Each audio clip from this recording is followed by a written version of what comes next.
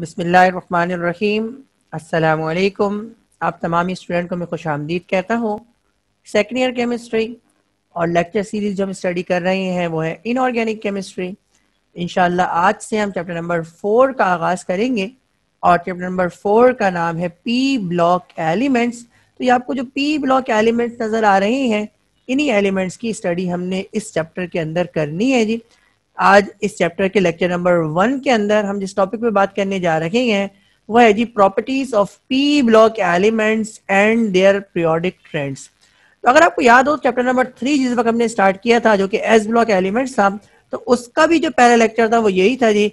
और हमने सबसे पहले एस ब्लॉक एलिमेंट्स की प्रॉपर्टीज को स्टडी किया था और एस ब्लॉक एलिमेंट्स की प्रॉपर्टीज को स्टडी करने के बाद फिर हमने उसके पीरियोडिक ट्रेंड्स पढ़े थे। पीरियोडिक ट्रेंड्स का असल में मकसद ये होता है जी कि जब हम पीरियोडिक टेबल में मूव करें तो 3 तरीके हैं पीरियोडिक टेबल में मूव करने के।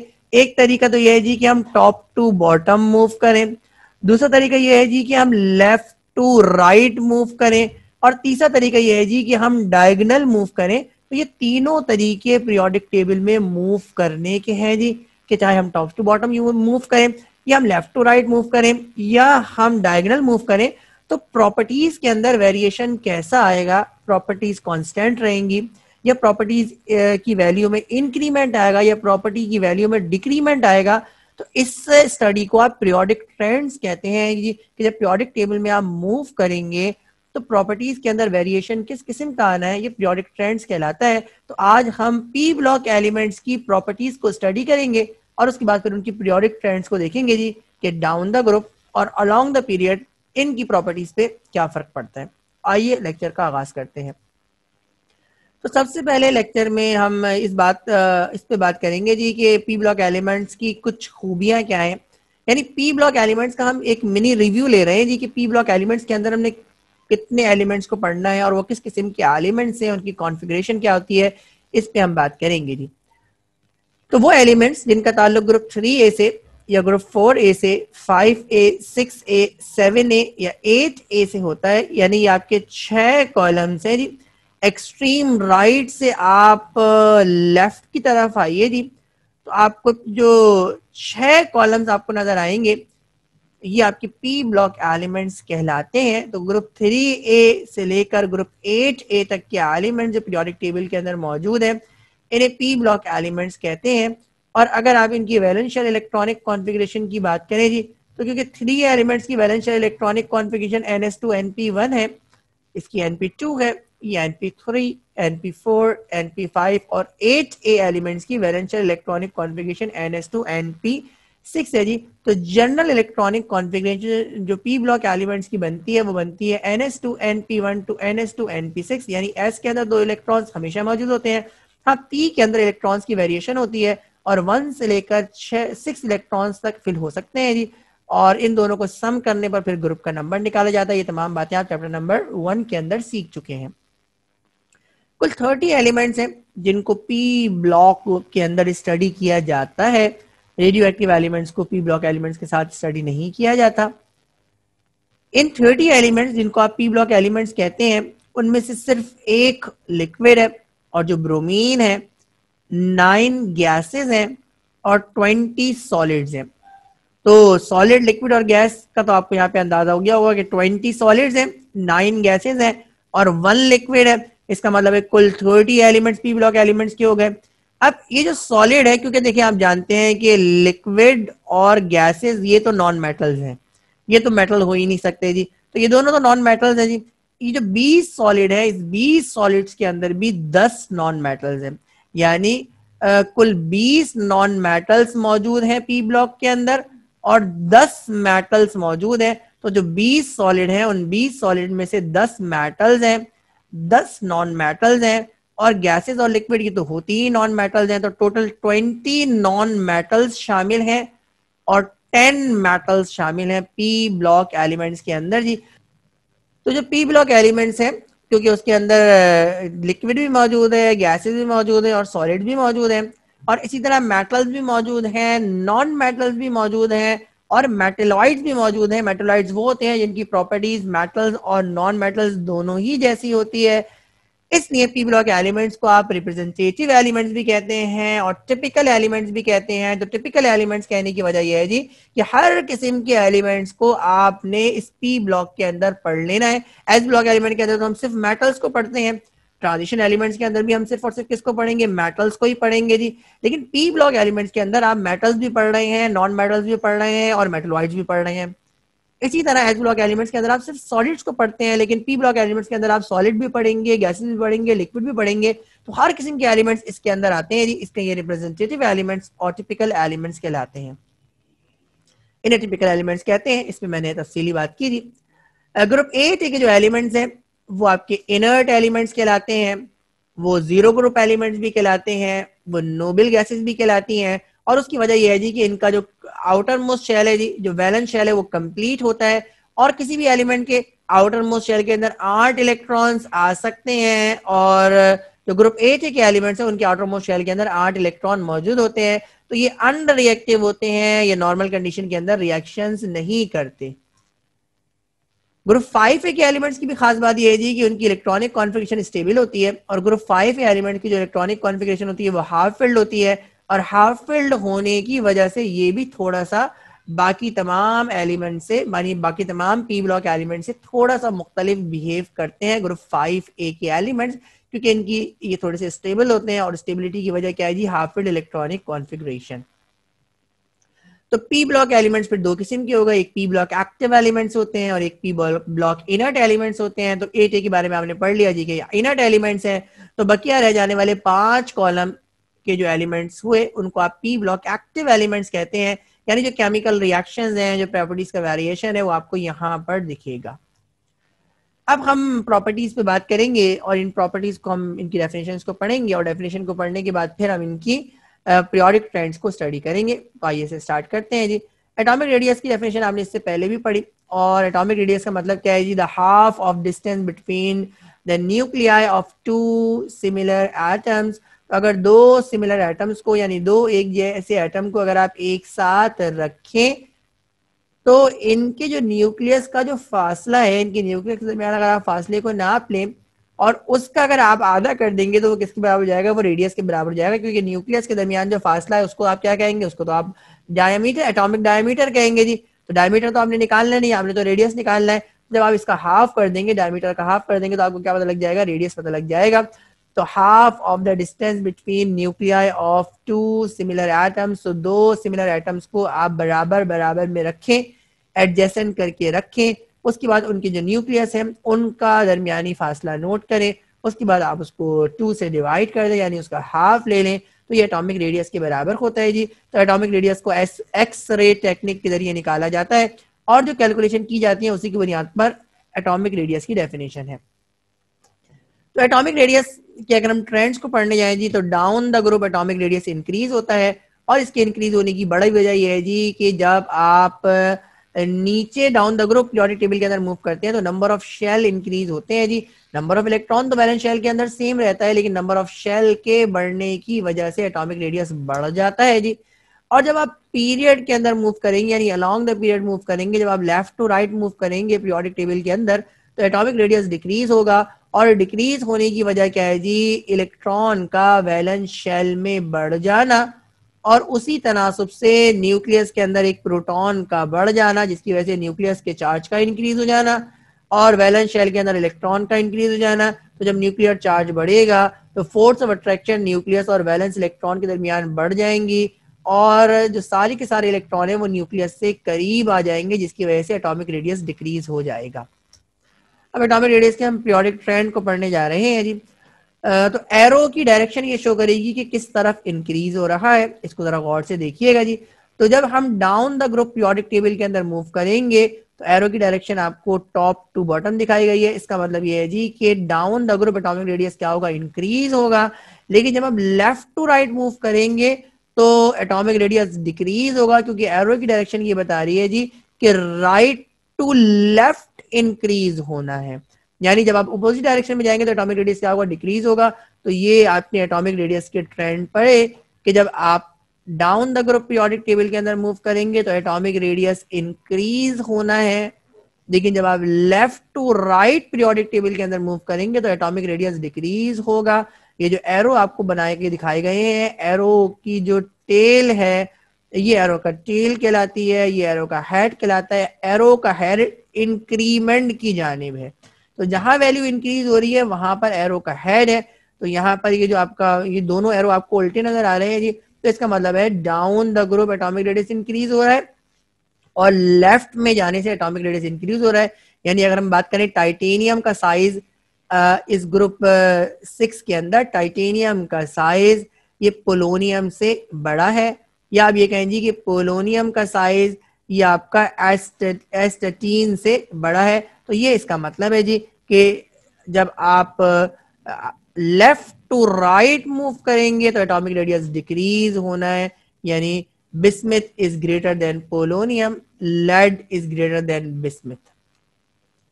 आयनिक रेडियस की बात करते हैं जी, तो जिस तरह आपने एटॉमिक रेडियस निकाला, आप एटम्स के बदले आयंस को रख दें, दो सेम एटम्स को लें, उनको आयोनाइज करें, उनको उनके आयंस को एडजेसेंट रख दीजिए और उनके दरमियान फासला निकालिए, उस फासले का हाफ करें तो वो आयोनिक रेडियस के बराबर होता है।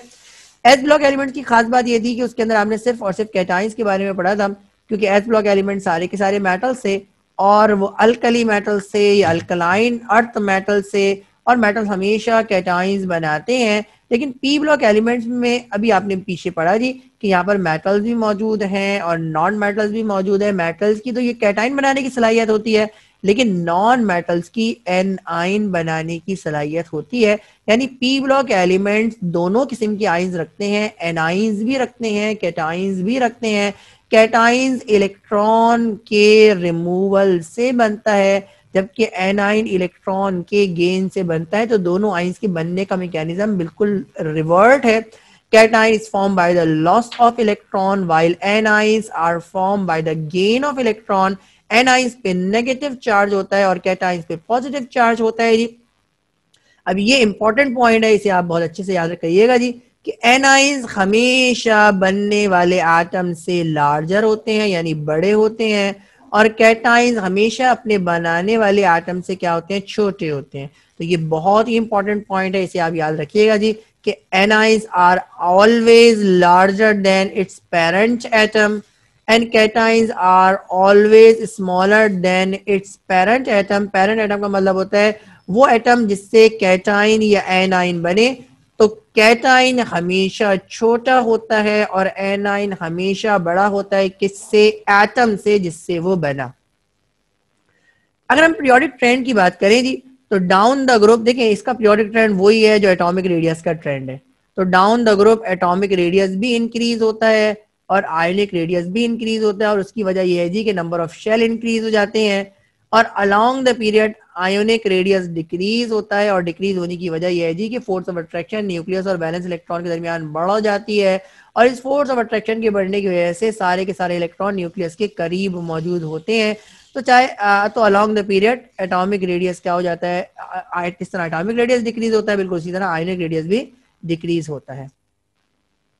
अब हम आयोनिक रेडियस के ट्रेंड को पढ़ने जा रहे हैं, और हमने क्या कहा जी कि जिस तरह जो एटॉमिक रेडियस का ट्रेंड है वही आयोनिक रेडियस का ट्रेंड है। यानी जब आप down the group periodic table के अंदर मूव करेंगे तो आयोनिक रेडियस आपको बढ़ता हुआ दिखेगा, लेकिन जब आप left to right periodic table में मूव करेंगे तो एटॉमिक रेडियस आपको डिक्रीज, आयोनिक रेडियस और एटॉमिक रेडियस दोनों आपको डिक्रीज होते हुए दिखेंगे। यानी रिवर्स डायरेक्शन के अंदर, यानी राइट टू लेफ्ट डायरेक्शन की अगर बात की जाए तो आयोनिक रेडियस इंक्रीज होगा, वरना तो आयोनिक रेडियस डिक्रीज होगा while moving from left to right in periodic table। तो ये तीसरी प्रॉपर्टी अब आपके सामने है, और ये एनर्जी बेस्ड प्रॉपर्टी है, और इस प्रॉपर्टी को आयोनाइजेशन पोटेंशियल कहते हैं। आयोनाइजेशन पोटेंशियल की डेफिनेशन अब आपके सामने है, लिखा है जी the amount of energy required to remove an electron completely from an atom in gaseous state. तो एटम जिस वक्त गैसियस स्टेट के अंदर मौजूद हो, गैसियस स्टेट का मतलब ये जी कि तीन स्टेट आपने पढ़ी, एक सॉलिड स्टेट होती है, एक लिक्विड स्टेट होती है, एक गैसियस स्टेट होती है। तो जब एटम गैसियस स्टेट के अंदर मौजूद हो उस वक्त उस एटम के आखिरी इलेक्ट्रॉन को आखिरी शेल में से निकालने के लिए और मुकम्मल तौर पर निकालने के लिए जो एनर्जी रिक्वायर्ड होगी उसको आयोनाइजेशन पोटेंशियल कहेंगे। यानी उस एटम का गैसियस स्टेट में होना जरूरी है। उसके बाद फिर आपको एनर्जी देनी है, और एनर्जी देनी है इतनी कि वैलेंस शेल में से इलेक्ट्रॉन रिमूव हो जाए। तो जितनी एनर्जी आप देंगे उसको आयोनाइजेशन पोटेंशियल कहते हैं जी। तो आयोनाइजेशन पोटेंशियल दो चीजों पर डिपेंड करता है, एक तो एटॉमिक रेडियस पे डिपेंड करता है, और दूसरा ये डिपेंड करता है shielding effect of inner energy levels. तो दो बातें हैं जिस पर आयोनाइजेशन पोटेंशियल डिपेंड करता है, number one is atomic radius, number two is shielding effect. और आयोनाइजेशन पोटेंशियल का दोनों से इनवर्स रिलेशन है, यानी एटॉमिक रेडियस इंक्रीज होगा और एटॉमिक रेडियस और शील्डिंग इफेक्ट का आपस में डायरेक्ट रिलेशन है। यानी एटॉमिक रेडियस और शील्डिंग इफेक्ट इन दोनों का आपस में डायरेक्ट रिलेशन है, और इन दोनों प्रॉपर्टीज का यानी एटॉमिक रेडियस और शील्डिंग इफेक्ट का आयोनाइजेशन पोटेंशियल से इनवर्स रिलेशन है। और इनवर्स रिलेशन का मतलब होता है एक चीज के बढ़ाने से दूसरी चीज का कम होना। इसका मतलब यह है जी कि आयोनाइजेशन पोटेंशियल अगर इंक्रीज हो रही है तो उसकी वजह यह है जी कि एटॉमिक रेडियस डिक्रीज हो रहा है और शील्डिंग इफेक्ट डिक्रीज हो रहा है। और अगर आईपी की वैल्यू कम हो रही है, आयोनाइजेशन पोटेंशियल की वैल्यू कम हो रही है, तो इसका मतलब है जी कि एटॉमिक रेडियस इंक्रीज हो रहा है, और एटॉमिक रेडियस के इंक्रीज होने की वजह से शील्डिंग इफेक्ट भी इंक्रीज होगा। अब हम इसके ट्रेंड को पढ़ेंगे जी। तो जब हम down the group periodic table के अंदर मूव करेंगे तो आयोनाइजेशन पोटेंशियल डिक्रीज होती है, और इसकी डिक्रीज होने की वजह क्या है जी कि एटॉमिक रेडियस और शील्डिंग इफेक्ट इंक्रीज होता है, और force of attraction between nucleus and valence electron ये डिक्रीज हो जाती है। इसलिए इलेक्ट्रॉन को निकालना आसान हो जाता है और कम एनर्जी देनी पड़ती है इलेक्ट्रॉन को निकालने के लिए। यही वो वजह है कि आईपी डिक्रीज हो जाती है। लेकिन अगर हम अलोंग द पीरियड मूव करेंगे पीरियोडिक टेबल के अंदर from left to right in periodic table, तो आयोनाइजेशन पोटेंशियल इंक्रीज होगी, और उसके इंक्रीज होने की वजह क्या है जी कि न्यूक्लियर चार्ज इंक्रीज हो गया, और न्यूक्लियर चार्ज के इंक्रीज होने से इलेक्ट्रॉन्स एट न्यूक्लियस के करीब आ गए, यानी एटॉमिक रेडियस और शील्डिंग इफेक्ट क्या हो गया, डिक्रीज हो गया। Force of attraction between nucleus और वैलेंस इलेक्ट्रॉन ये इंक्रीज हो गई, जिसकी वजह से इलेक्ट्रॉन को निकालने के लिए ज्यादा एनर्जी देना पड़ेगी। और अगर इलेक्ट्रॉन को निकालने के लिए ज्यादा एनर्जी देना पड़ेगी तो इसका मतलब है आईपी क्या हो जाएगी, इंक्रीज हो जाएगी। तो ये वो वजह है जी कि ionization potential along the period increase होती है और डाउन द ग्रुप ये डिक्रीज होती है। और इसकी दो वजूहात आपने पढ़ी जी। तो पहली वजह है एटॉमिक रेडियस, दूसरी वजह जो आपने पढ़ी वो क्या पढ़ी आपने जी, वो आपने पढ़ी शील्डिंग इफेक्ट। और आयोनाइजेशन पोटेंशियल का एटॉमिक रेडियस से और शील्डिंग इफेक्ट से इनवर्स रिलेशन है, यानी एटॉमिक रेडियस के बढ़ने से और शील्डिंग इफेक्ट के बढ़ने से आयोनाइजेशन पोटेंशियल कम होगी, और अगर शील्डिंग इफेक्ट और एटॉमिक रेडियस कम हो जाता है तो आयोनाइजेशन पोटेंशियल की वैल्यू बढ़ जाएगी। तो आयोनाइजेशन पोटेंशियल का पीरियोडिक टेबल के अंदर ट्रेंड देखते हैं जी। तो ये पी ब्लॉक एलिमेंट्स आपके सामने हैं। अगर हम डाउन द ग्रुप मूव करेंगे पीरियोडिक टेबल के अंदर तो आयोनाइजेशन पोटेंशियल की वैल्यू क्या होगी जी, डिक्रीज होगी। और आयोनाइजेशन पोटेंशियल की वैल्यू डिक्रीज होने का मतलब यह है जी कि इलेक्ट्रॉन को ये नीचे वाले एलिमेंट से निकालना आसान होगा बानिस्बत ऊपर वाले एलिमेंट्स के। तो ये जो एरो है ये डिफरेंट डायरेक्शन के अंदर फ्रॉम टॉप टू बॉटम है। इसका मतलब है बोरॉन की आईपी सबसे ज्यादा होगी और इनिडियम की कम होगी और टाइटेनियम की सबसे कम होगी जी। तो ये एरो इस बात को शो कर रहा है जी। अलोंग द पीरियड बात करें तो along the period ionization potential की वैल्यू इंक्रीज होगी, यानी जब हम left to right periodic table के अंदर मूव करेंगे तो आयोनाइजेशन पोटेंशियल को क्या होना है जी, बढ़ना है जी। तो ये आप इसका ट्रेंड जरूर याद रखें कि आईपी की वैल्यू कब इंक्रीज हो रही है, और इसी तरह जो अलोंग द पीरियड है तो वो क्यों डिक्रीज हो रही है और इसकी पीछे वजूहात क्या है। ये अगली प्रॉपर्टी को हम पढ़ने जा रहे हैं, और ये जो प्रॉपर्टी है इसको इलेक्ट्रॉन एफिनिटी कहते हैं जी। और इलेक्ट्रॉन एफिनिटी असल में आयोनाइजेशन पोटेंशियल का रिवर्ट प्रोसेस है जी। आयोनाइजेशन पोटेंशियल के अंदर हम क्या करते हैं जी, इलेक्ट्रॉन को वैलेंस शेल से निकालते हैं, जिसके लिए हमें एनर्जी देना पड़ती है। इसका मतलब ये प्रोसेस क्या हो गया, एंडोथर्मिक इन नेचर हो गया। और जब आयोनाइज हो जाएगा एटम तो उसके बाद वो क्या बन जाएगा, कैटाइन बन जाएगा। इलेक्ट्रॉन एफिनिटी भी एनर्जी बेस्ड प्रॉपर्टी है और ये एनाइंस की फॉर्मेशन के अंदर इस्तेमाल होती है, और नॉन मेटल्स ये प्रॉपर्टी रखते हैं जी तो इलेक्ट्रॉन एफिनिटी होती क्या है, इसकी डेफिनेशन अब आपके सामने है, लिखा हुआ है जी the amount of energy release when neutral atom gain electron, यानी जब न्यूट्रल एटम इलेक्ट्रॉन को अपने अंदर ले ले, और जब आप ये जानते हैं जब न्यूट्रल एटम इलेक्ट्रॉन को अपने अंदर लेगा तो वो किसमें कन्वर्ट हो जाएगा, तो एनायन के अंदर कन्वर्ट हो जाएगा, उस पर नेगेटिव चार्ज आ जाएगा। तो देखिए इसके नतीजे में जो एनर्जी रिलीज होगी क्योंकि सिस्टम स्टेबलाइज होगा, जो आपके इलेक्ट्रॉन्स है वैलेंस शेल के अंदर मौजूद उनके दरमियान डिस्टेंस बढ़ेगा, डिस्टेंस के बढ़ने से साइज इंक्रीज होगा, साइज के इंक्रीज होने से जो ह्यूज अमाउंट ऑफ एनर्जी है वो रिलीज हो जाएगी, और जब एनर्जी रिलीज होगी तो जो रह जाने वाले एटम के बाद एनर्जी कम बचेगी, इसका मतलब सिस्टम स्टेबलाइज हो जाएगा जी।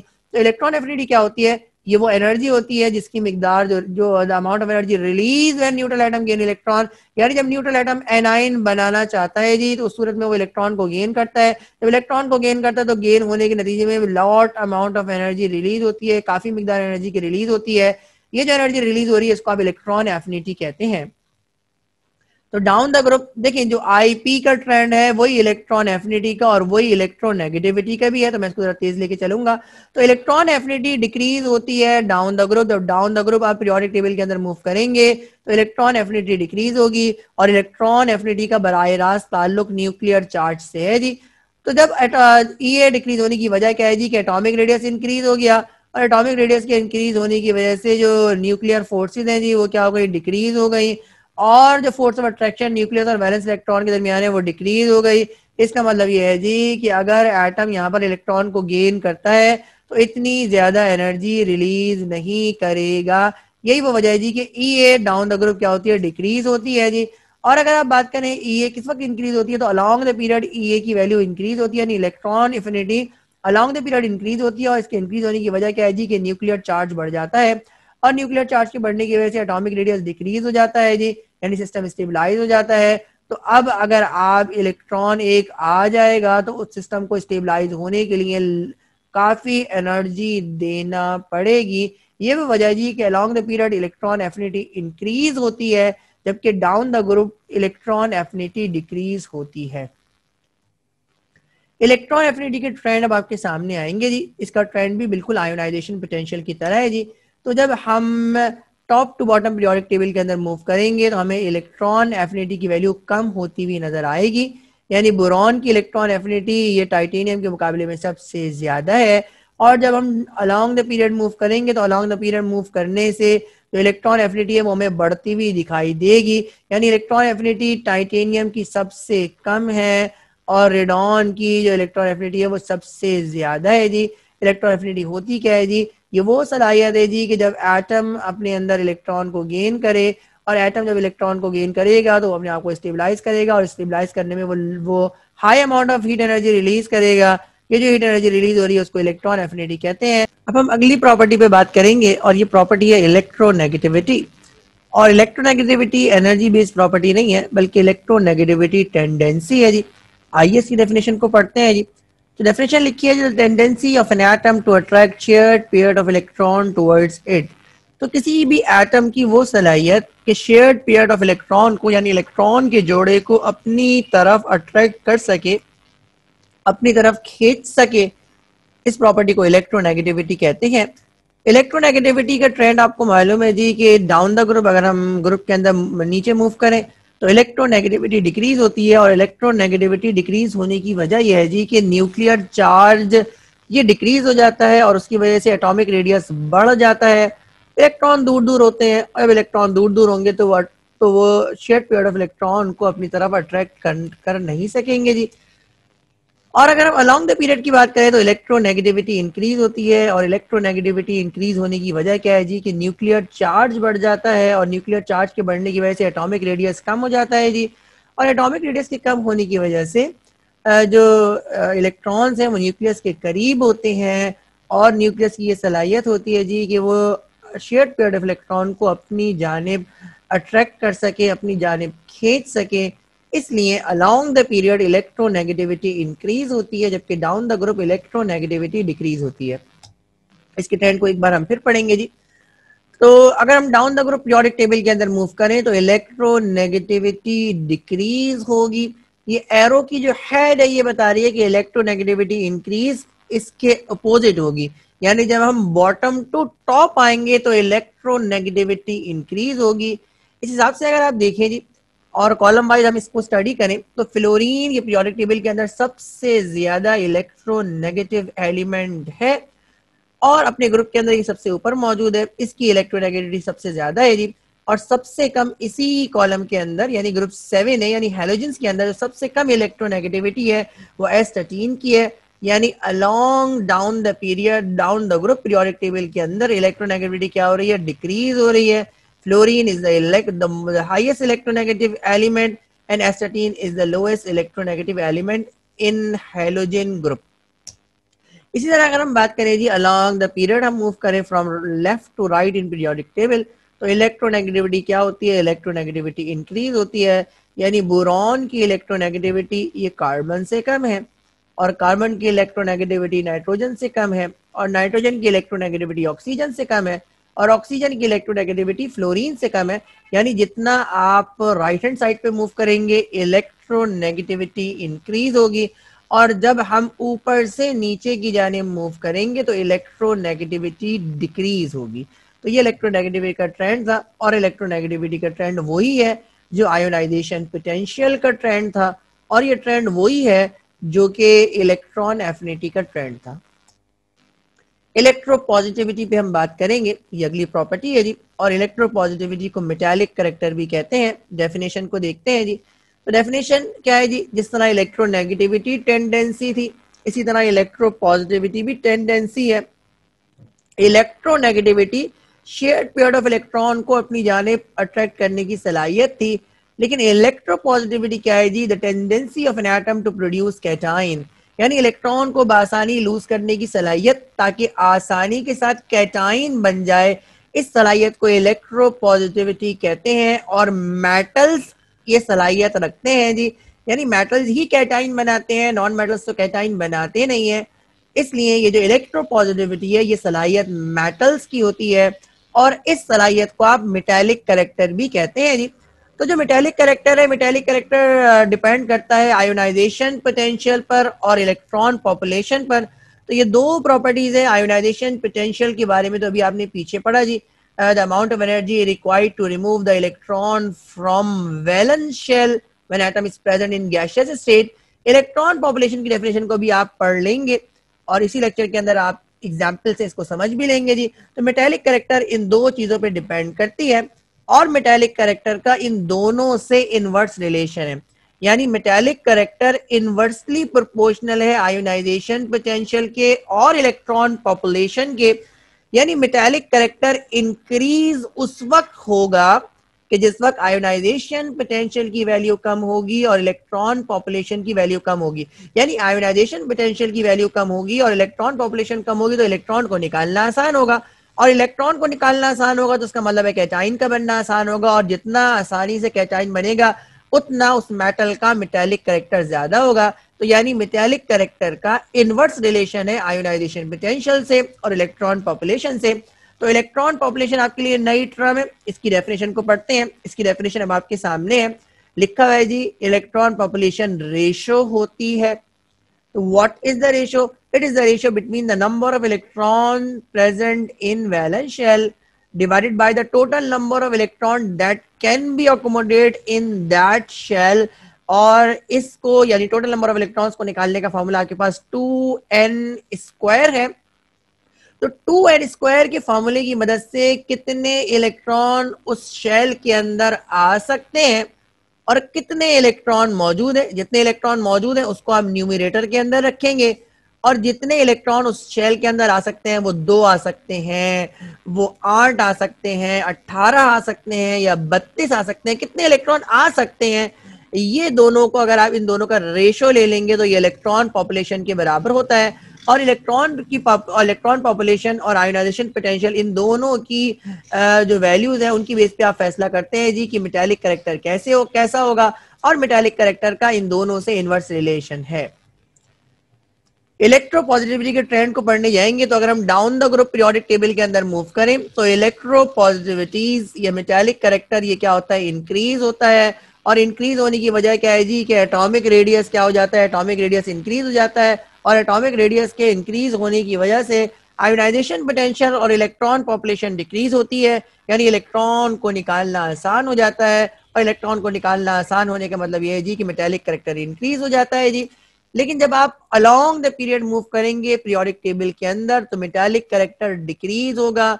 और मेटालिक कैरेक्टर डिक्रीज होने की वजह क्या है जी कि न्यूक्लियर चार्ज बढ़ जाता है, और न्यूक्लियर चार्ज के बढ़ने की वजह से एटॉमिक रेडियस डिक्रीज हो जाता है, आयोनाइजेशन पोटेंशियल इंक्रीज होती है, इलेक्ट्रॉन पॉपुलेशन इंक्रीज होती है, इलेक्ट्रॉन को निकालना दुश्वार हो जाता है। इसकी वजह से मेटालिक कैरेक्टर डिक्रीज हो जाता है।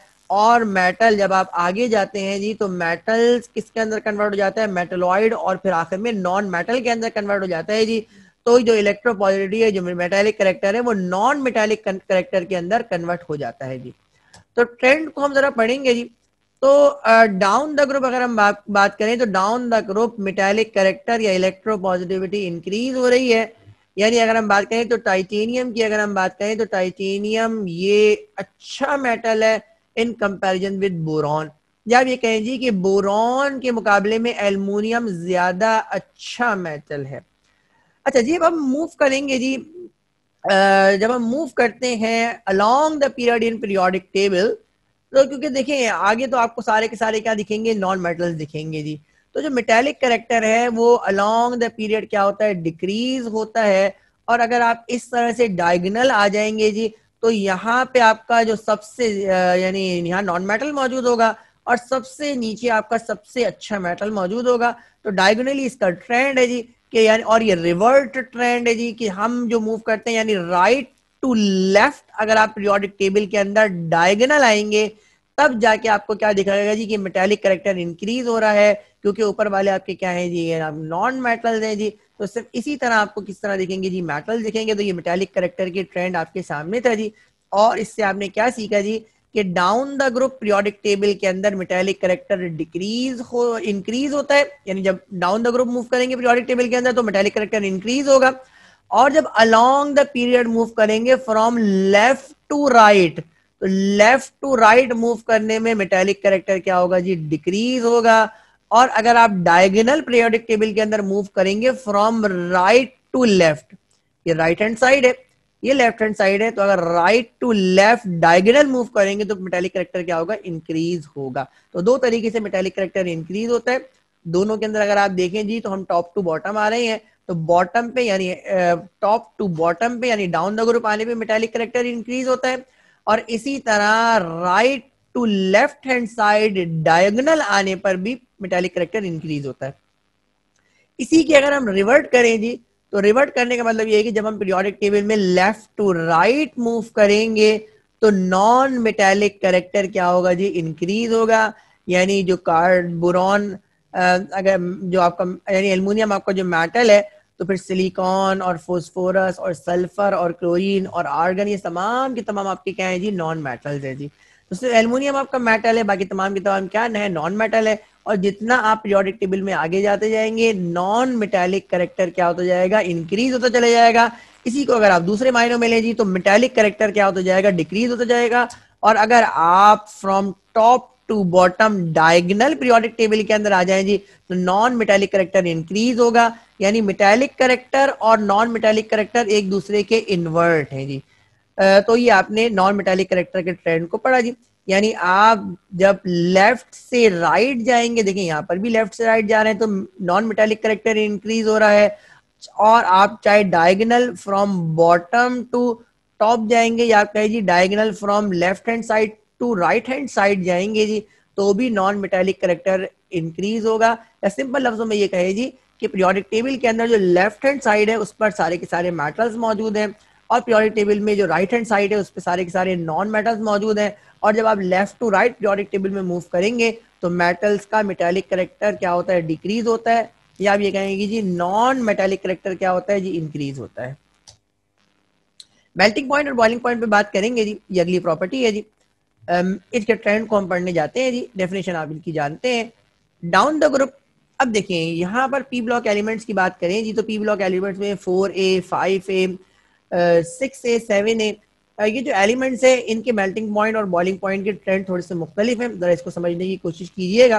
एक वो ट्रेंड्स है जो आपने एस ब्लॉक एलिमेंट्स के अंदर पढ़े थे, यहाँ ट्रेंड्स थोड़े से मुख्तलिफ हैं। उसकी वजह यह है जी कि यहाँ पे सॉलिड, लिक्विड और गैसेस भी हैं, तो इस पर हम बात करते हैं जी। तो डाउन द ग्रुप अगर हम 4A के एलिमेंट्स की बात करेंगे जी, तो 4A के एलिमेंट्स का मेल्टिंग पॉइंट और boiling point down the group decrease होगा।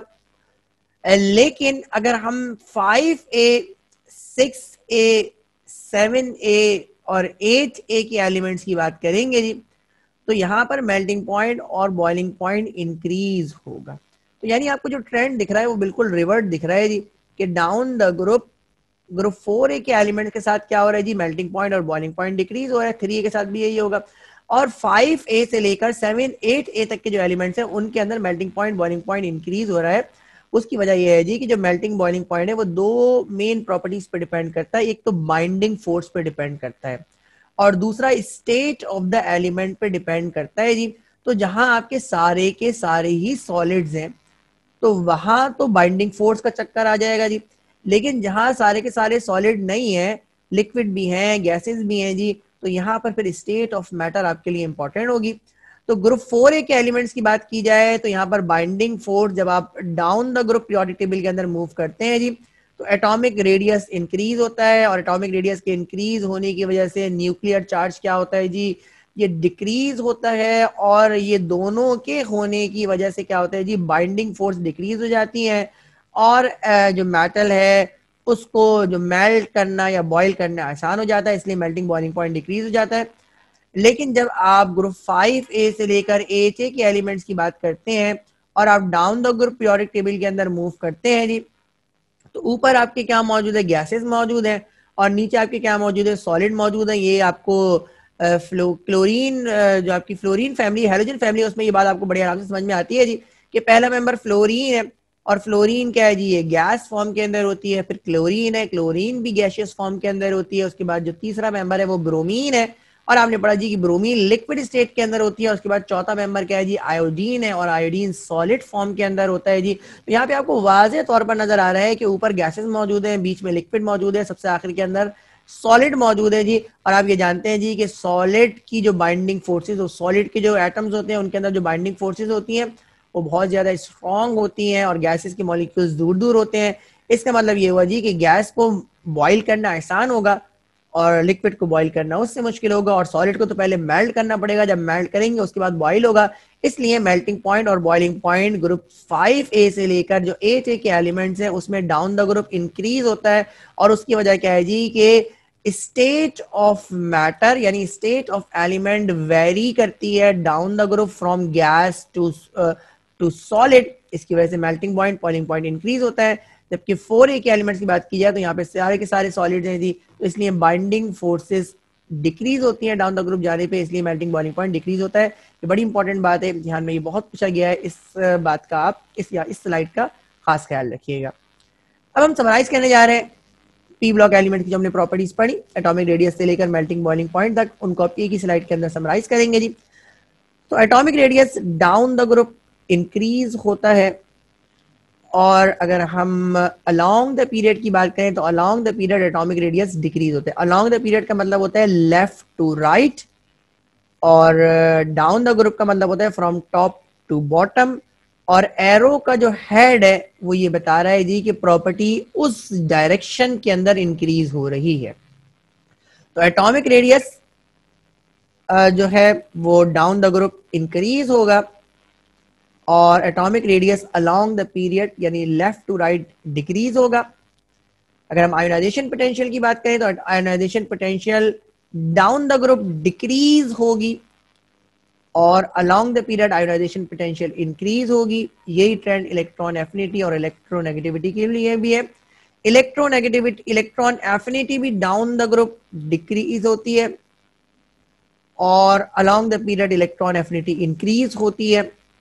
इलेक्ट्रोनेगेटिविटी भी डाउन द ग्रुप डिक्रीज होती है और अलोंग द पीरियड इंक्रीज होती है।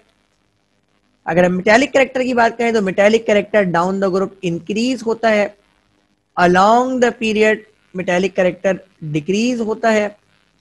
नॉन मेटेलिक कैरेक्टर की बात करें तो ये अलोंग द पीरियड यानी लेफ्ट टू राइट इंक्रीज होता है और ये diagonally from left to right ये इंक्रीज होता है नॉन मेटेलिक कैरेक्टर। तो ये आपने इन प्रॉपर्टीज के बारे में पढ़ा और इस स्लाइड के अंदर तमाम की तमाम प्रॉपर्टीज और उनके ट्रेंड्स यहाँ पे आपको दिए हुए हैं। मेल्टिंग बॉइलिंग पॉइंट का एक्सेप्शनल बिहेवियर है, तो उसका जो ट्रेंड है वो एज सच इतना वाजे नहीं है जी, लेकिन बाकी तमाम प्रॉपर्टीज का ट्रेंड बिल्कुल वाजे है। अब हम इसको समराइज करने जा रहे हैं जी। एटॉमिक रेडियस ये एक और तरीका है इसको समराइज करने का, और आपने ये ट्रेंड ही याद रखना है जी कि ये ट्रेंड है क्या, और इसकी वजह याद रखनी है कि ये ट्रेंड ऐसा क्यों होता है जी। ये जो टॉपिक है इसके ज्यादातर इम्तिहान में रीजंस आते हैं। तो atomic radius down the group increase होता है, अलोंग द पीरियड डिक्रीज होता है। आयोनिक रेडियस का भी वही ट्रेंड है जो एटॉमिक रेडियस का ट्रेंड है। आयोनाइजेशन पोटेंशियल, इलेक्ट्रॉन एफिनिटी और इलेक्ट्रोनेगेटिविटी ये डाउन द ग्रुप डिक्रीज होती है, क्योंकि साइज के बढ़ने की वजह से जो फोर्स ऑफ अट्रैक्शन है न्यूक्लियस और वैलेंस इलेक्ट्रॉन के दरमियान ये कम हो जाती हैं और ये प्रॉपर्टी डिक्रीज हो जाती है। और along the period ionization potential, electron affinity और इलेक्ट्रोनेगेटिविटी इंक्रीज होती है न्यूक्लियर चार्ज के बढ़ने की वजह से। एटॉमिक रेडियस डिक्रीज होता है जिसकी वजह से ionization potential, electron affinity, electronegativity तीनों इंक्रीज हो जाती हैं। मेल्टिंग पॉइंट और बॉइलिंग पॉइंट की अगर हम जनरल ट्रेंड की बात करें जी, तो down the group melting point boiling point decrease होता है और अलोंग द पीरियड इंक्रीज होता है जी। लेकिन अभी आपने पढ़ा जी ग्रुप 5A, 6A, 7A और 8A के एलिमेंट के साथ कुछ प्रॉब्लम्स है जी। वो प्रॉब्लम ये है जी कि जब आप down the group periodic table के अंदर मूव करते हैं जी, तो स्टेट ऑफ मैटर चेंज होती है, यानी जो एलिमेंट्स हैं वो सॉलिड से लिक्विड और लिक्विड से गैस से लिक्विड और लिक्विड से सॉलिड के अंदर कन्वर्ट होते हैं। और आप ये जानते हैं यहाँ पे क्लोरीन गैसियस फॉर्म के अंदर है, ब्रोमीन लिक्विड फॉर्म के अंदर है, आयोडीन सॉलिड फॉर्म के अंदर है। तो इस केस के अंदर और इस जैसा जहां पे भी केस बनेगा वहां पर मेल्टिंग पॉइंट और बॉइलिंग पॉइंट इंक्रीज होगा, क्योंकि जो गैस है वो आसानी बॉयल हो जाती है। लिक्विड को बॉयल करना गैस के मुकाबले में मुश्किल होता है, और सॉलिड को बॉयल करने से पहले मेल्ट भी करना पड़ेगा जी। तो ये मेल्टिंग पॉइंट बॉइलिंग पॉइंट का ट्रेंड है।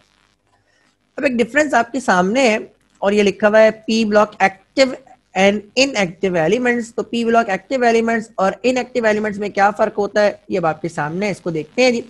तो ग्रुप 3A से लेकर ग्रुप 7A के एलिमेंट्स ये पी ब्लॉक एक्टिव एलिमेंट्स कहलाते हैं। जो आखिरी ग्रुप बचा ग्रुप ए थे, इनके elements P block inactive elements कहलाते हैं। पी ब्लॉक एक्टिव एलिमेंट्स, तो एक्टिव से आपको जाहिर हो रहा है कि ये रिएक्टिव होते हैं जी, जबकि इनएक्टिव एलिमेंट्स ये इनर्ट होते हैं, यानी ये अनरिएक्टिव होते हैं। एक्टिव एलिमेंट्स की वजह क्या है जी कि इनका वैलेंस शेल इनकम्प्लीटली फिल्ड होता है, यानी उसके अंदर इलेक्ट्रॉन के आने की गुंजाइश होती है, जबकि जो इनएक्टिव एलिमेंट्स है उनका वैलेंस शेल कंप्लीटली फिल्ड होता है, यानी इनका डबलेट या ऑक्टेट मुकम्मल होता है।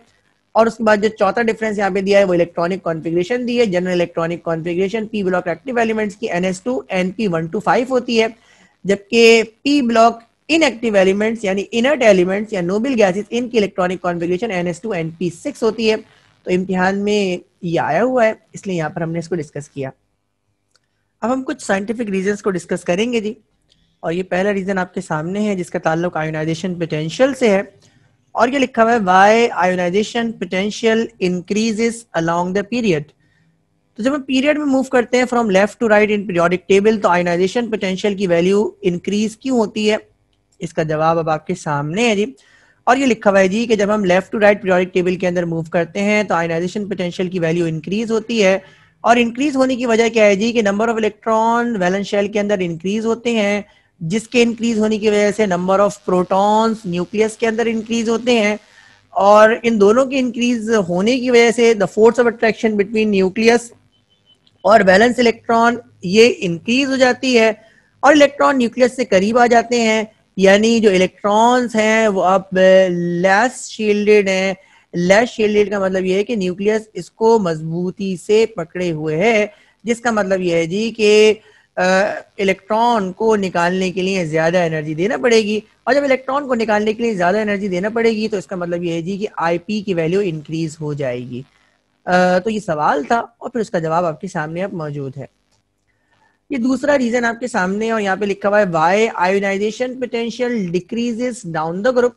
तो जब हम down the group periodic table के अंदर मूव करते हैं तो फिर आयोनाइजेशन पोटेंशियल की वैल्यू डिक्रीज क्यों होती है, इसका जवाब आपके सामने है। यहाँ लिखा हुआ है जी जब हम पीरियोडिक टेबल के अंदर टॉप टू बॉटम मूव करेंगे यानी डाउन द ग्रुप मूव करेंगे तो आयोनाइजेशन पोटेंशियल की वैल्यू डिक्रीज होगी।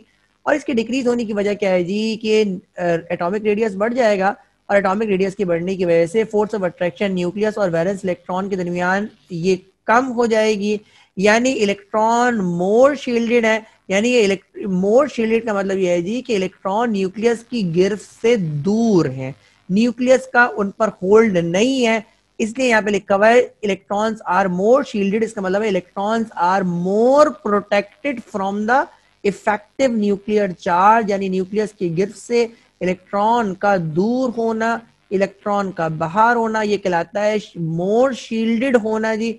जब इलेक्ट्रॉन मोर शील्डेड होगा इसका मतलब ये है कि उन्हें निकालना आसान होगा और बहुत कम एनर्जी चाहिए होगी उनको रिमूव करवाने के लिए।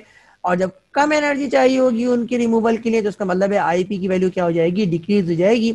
यही वजह है जी कि आयोनाइजेशन पोटेंशियल की value down the group decrease होती है।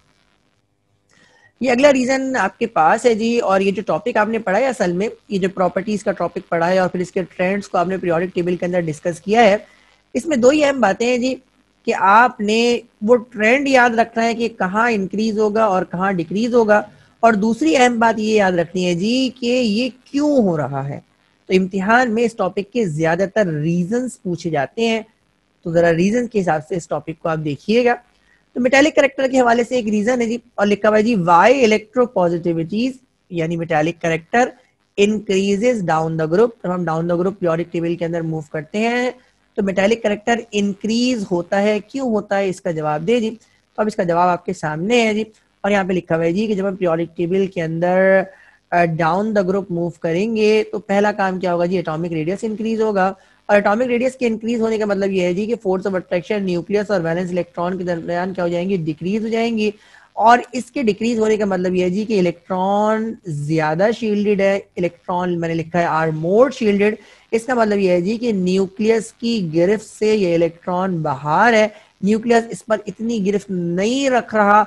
इसका मतलब ये है कि इन इलेक्ट्रॉन को बासानी रिमूव किया जा सकता है, और ये इलेक्ट्रॉन बासानी रिमूव हो जाएंगे और क्या बनाएंगे जी, कैटाइन बनाएंगे। तो ये वो वजह है जी कि इलेक्ट्रोपॉजिटिविटी ये डाउन द ग्रुप इंक्रीज होती है जी। दूसरी क्योंकि आपकी किताब ये भी बताती है जी कि इसका ताल्लुक इलेक्ट्रॉन पॉपुलेशन से भी है, और जब आप down the group periodic table के अंदर मूव करते हैं जी तो इलेक्ट्रॉन पॉपुलेशन क्या होती है, इलेक्ट्रॉन पॉपुलेशन डिक्रीज होती है, और इलेक्ट्रॉन पॉपुलेशन के डिक्रीज होने की वजह से भी मेटालिक करेक्टर इंक्रीज होता है। चाहे इलेक्ट्रॉन मोर शील्डेड हो यानी न्यूक्लियर फोर्स जो न्यूक्लियर चार्ज है वो कम हो जिसकी वजह से इलेक्ट्रॉन मोर शील्डेड होंगे, या इलेक्ट्रॉन पॉपुलेशन कम हो, या आप ये कहें जी कि आयोनाइजेशन पोटेंशियल की वैल्यू कम हो, क्योंकि ये आयोनाइजेशन पोटेंशियल कह लें या आप इलेक्ट्रॉन पॉपुलेशन कह लें, ये दोनों डाउन द ग्रुप डिक्रीज होती हैं, और इन दोनों के डिक्रीज होने की वजह से मेटालिक करेक्टर इंक्रीज होता है। ये अगला क्वेश्चन आपके सामने है और यहाँ पे लिखा हुआ है जी मेटालिक करेक्टर से ही रिलेटेड ये सवाल है। लिखा हुआ है why metallic character of aluminium is greater than boron, यानी बोरॉन के मुकाबले में एल्युमिनियम ज्यादा अच्छा मेटल है। या आप ये कहें जी कि मेटालिक करेक्टर एल्युमिनियम का बोरॉन से ज्यादा है, इसकी वजह क्या है जी। तो इसकी जवाब यहाँ पे लिखा हुआ है, किताब ने भी आपको ये जवाब इसी तरह समझाया है जी। इसको देखते हैं जी। तो इलेक्ट्रॉन पॉपुलेशन जो एल्युमिनियम की है वो बोरॉन से कम है, और यही वो वजह है जी कि एल्युमिनियम बोरॉन से ज्यादा अच्छा मेटल है। इसको यहाँ पर समझा भी है आपने जी कि अगर आप बोरॉन की बात करें तो बोरॉन सेकंड पीरियड के अंदर है और एल्युमिनियम थर्ड पीरियड के अंदर है, क्योंकि बोरॉन और एल्युमिनियम दोनों 3a के एलिमेंट्स हैं। तो 3a के एलिमेंट्स का मतलब ये है कि इनके वैलेंस शेल के अंदर 3 इलेक्ट्रॉन्स मौजूद है, लेकिन सेकंड शेल के अंदर 2n² का फॉर्मूला लगाएं तो 8 इलेक्ट्रॉन आ सकते हैं, और अगर थर्ड पीरियड की बात करें तो 18 इलेक्ट्रॉन्स आ सकते हैं जी। तो 3 डिवाइडेड बाई 8 का जो जवाब आएगा वो ज्यादा आएगा, और 3 डिवाइड बाई 18 का जवाब कम आएगा। ये इस बात का सबूत है जी कि एल्युमिनियम की इलेक्ट्रॉन पॉपुलेशन ये बोरॉन के मुकाबले में कम है जी, और इलेक्ट्रॉन पॉपुलेशन का कम होना किसी भी एलिमेंट को अच्छा मेटल बना देती है जी। तो क्योंकि एल्युमिनियम की इलेक्ट्रॉन पॉपुलेशन बोरॉन से कम है इसलिए मेटालिक कैरेक्टर एल्युमिनियम का बोरॉन से ज्यादा है। मेल्टिंग बॉइलिंग पॉइंट पर एक रीजन आया हुआ है जी, इसको देखते हैं जी। यहाँ पे लिखा हुआ है why in group 4a melting and boiling point decreases down the group. तो ग्रुप 4A के अंदर मेल्टिंग बॉइलिंग पॉइंट का जो ट्रेंड है वो जनरल ट्रेंड ही रहता है जो एस ब्लॉक एलिमेंट का था। इसकी वजह क्या है जी? तो इसकी वजह ये है जी कि मेल्टिंग बॉइलिंग पॉइंट ये दो चीजों पे डिपेंड करता है, बाइंडिंग फोर्सेस पे और स्टेट ऑफ द एलिमेंट पे। ग्रुप 4A के एलिमेंट्स की बात करें तो जो बाइंडिंग फोर्सेस हैं यानी जो एटॉमिक फोर्सेस हैं वो क्या होती हैं? डाउन द ग्रुप डिक्रीज होती हैं, और जब ये डाउन द ग्रुप डिक्रीज होंगी, हार्डनेस डिक्रीज होगी, तो इसकी वजह से मेल्टिंग बॉइलिंग पॉइंट भी क्या हो जाएगा? डिक्रीज हो जाएगा। ये अगला रीजन आपके सामने है और इसका ताल्लुक भी मेल्टिंग और बॉइलिंग पॉइंट से है, और ये लिखा हुआ है why in group 5A to 7A melting point and boiling point increases down the group. तो ग्रुप 7A और ग्रुप 6A और ग्रुप 5A के एलिमेंट्स में मेल्टिंग पॉइंट और बॉइलिंग पॉइंट ये फिर क्यों इंक्रीज हो जाता है जब आप डाउन द ग्रुप मूव करते हैं जी? तो इसका जवाब भी आपके सामने है जी। ये ग्रुप 5A से लेकर ग्रुप 8A के जो एलिमेंट्स हैं उनका मेल्टिंग पॉइंट और बॉइलिंग पॉइंट ये इंक्रीज होता है जब आप डाउन द ग्रुप मूव करते हैं। तो उसकी वजह क्या है जी? कि जो बाइंडिंग फोर्सेस हैं यानी जो इंटरमोलिकुलर फोर्स ऑफ अट्रैक्शन है वो इंक्रीज हो जाती हैं, और इंक्रीज होने की वजह क्या है जी? कि जो स्टेट ऑफ द मैटर है वो चेंज हो जाती है, गैस लिक्विड के अंदर और लिक्विड सॉलिड के अंदर कन्वर्ट हो जाता है जी। और जब गैस सॉलिड के अंदर कन्वर्ट होगी तो जाहिर सी बात है intermolecular force of attraction solid के अंदर बहुत ज्यादा होती है और गैसेस के अंदर बहुत कम होती है, और सॉलिड नीचे की तरफ मौजूद है और गैसेस ऊपर की तरफ मौजूद है। इसलिए जब आप डाउन द ग्रुप मूव करेंगे तो मेल्टिंग पॉइंट और बॉइलिंग पॉइंट इंक्रीज हो जाएगा स्टेट ऑफ मैटर के चेंज होने की वजह से। तो ये आज का लेक्चर था और हमने properties of the P block elements को स्टडी किया और फिर उसके बाद पीरियोडिक टेबल में इन प्रॉपर्टीज के ट्रेंड्स को पढ़ा। इम्तिहान में सवाल किस तरह से आए हुए हैं आइए देखते हैं। तो ये पहला सवाल आपके सामने और यहाँ पे लिखा हुआ है atomic size of sulphur is bigger than that of oxygen. Sulphur oxygen के मुकाबले में ये बड़ा क्यों होता है जी? तो इसका बड़ा सिंपल सा जवाब है जी कि जो सल्फर है वो तीसरे पीरियड के अंदर मौजूद है और ऑक्सीजन दूसरे पीरियड के अंदर मौजूद है। तीसरे पीरियड का मतलब ये है कि सल्फर के पास 3 शेल है और ऑक्सीजन के पास 2 शेल है जी। और हम ये जानते हैं जी कि जब हम down the group periodic table के अंदर मूव करते हैं तो एटॉमिक रेडियस इंक्रीज होता है, और एटॉमिक रेडियस के इंक्रीज होने की वजह क्या है जी? कि वैलेंस शेल इंक्रीज हो जाता है, और वैलेंस शेल के इंक्रीज होने की वजह से सल्फर का जो साइज है वो ऑक्सीजन के साइज से बड़ा है। तो यही बात यहाँ पे तफसील में लिखी हुई है। ये दूसरा सवाल आपके सामने है और यहाँ पे लिखा हुआ है जी discuss group trend of P block elements. Group trend हमने डिस्कस करने हैं जी पी ब्लॉक एलिमेंट्स के, और जो प्रॉपर्टीज दी हुई हैं वो दी हुई है ionization potential, electronegativity, hydration energy और मेल्टिंग पॉइंट। इसका जवाब आप किस तरह देंगे जी? तो आपने उस प्रॉपर्टी को की डेफिनेशन देनी है और उसके बाद फिर आपने उसका ग्रुप ट्रेंड डिस्कस करना है, और अगर आप इसका रीजन भी दे दें जी कि ये किस वजह से इंक्रीज या डिक्रीज हो रहा है तो आपको ज्यादा अच्छा है जी। तो ये आयोनाइजेशन पोटेंशियल की डेफिनेशन को लिखा और इसकी ग्रुप ट्रेंड को लिखा जी कि down the group ionization potential decrease होता है और along the period ionization potential की वैल्यू इंक्रीज होती है जी। इलेक्ट्रोनेगेटिविटी की डेफिनेशन को लिखा और इसका ट्रेंड भी कैसा होता है जी? इसका ट्रेंड भी आयोनाइजेशन पोटेंशियल की तरह है जी। हाइड्रेशन एनर्जी को लिखा जी, और हाइड्रेशन एनर्जी हमने कैटाइन को लिखा जी या एनाइन को लिखे जी। तो hydration energy down the group decrease होती है और अलोंग द पीरियड इंक्रीज होती है। तो कैटाइंस की हाइड्रेशन एनर्जी को हमने डिस्कस किया और उसके बाद फिर मेल्टिंग पॉइंट की हमने बात की, और मेल्टिंग पॉइंट में जो एक्सेप्शन है उसको हमने लिखा जी कि डाउन द ग्रुप जो मेल्टिंग पॉइंट का जो इंक्रीमेंट है या जो डिक्रीमेंट है वो असल में दो चीजों पे डिपेंड कर रहा है। एक तो बाइंडिंग फोर्स पे डिपेंड कर रहा है, दूसरा स्टेट ऑफ मैटर पे डिपेंड कर रहा है। तो जब हम जो जनरल ट्रेंड है वो यही है जी कि जब हम down the group periodic table के अंदर मूव करते हैं तो बाइंडिंग फोर्सेस क्या हो जाती है? डिक्रीज हो जाती है जी। साइज बड़ा हो जाता है, बाइंडिंग फोर्सेस डिक्रीज हो जाती है, जिसकी वजह से melting point boiling point decrease हो जाता है। लेकिन ग्रुप 5A 6A 7A और जो 8A के एलिमेंट्स हैं उसमें जब हम डाउन द ग्रुप मूव करते हैं तो state of the matter change होती है, यानी गैस लिक्विड और लिक्विड सॉलिड के अंदर कन्वर्ट होता है। और आप ये जानते हैं कि सॉलिड को मेल्ट करने के लिए ज्यादा एनर्जी देना होती है in comparison with that of liquid और गैसेस। तो ये आज का लेक्चर था और आज के लेक्चर के अंदर आपने ब्रीफली पी ब्लॉक एलिमेंट्स की प्रॉपर्टीज को डिस्कस किया और उसके बाद फिर आपने पीरियोडिक टेबल के अंदर इन पी ब्लॉक एलिमेंट्स की प्रॉपर्टीज के ट्रेंड्स को स्टडी किया। तो इम्तिहान में आपने इसकी तैयारी किस तरह से करनी है जी कि आप इन तमाम प्रॉपर्टीज को जरा फोकस करें जी और इनके ट्रेंड्स को याद करें जी कि कौन इंक्रीज होगा कहाँ जाने पे और कौन सा प्रॉपर्टी डिक्रीज होगी कहाँ जाने पे अलोंग द पीरियड और डाउन द ग्रुप। इन दोनों के हिसाब से प्रॉपर्टीज के अंदर जो वेरिएशन आ रही है उसको आप जहन नशीन करें और उसके बाद अगर उसका रीज़न भी आपके दिमाग में रह जाए तो बहुत ही अच्छा है जी।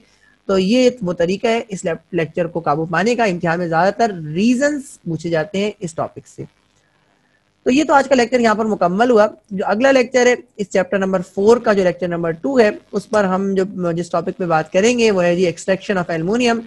तो एल्युमिनियम को किस तरह से एक्सट्रैक्ट किया जाता है, एल्युमिनियम की मेटलर्जी को हम चैप्टर लेक्चर नंबर 2 के अंदर डिस्कस करेंगे। इंशाअल्लाह ताला आपसे लेक्चर नंबर 2 के अंदर मुलाकात होगी। अपना ख्याल रखिएगा। अस्सलामु अलैकुम।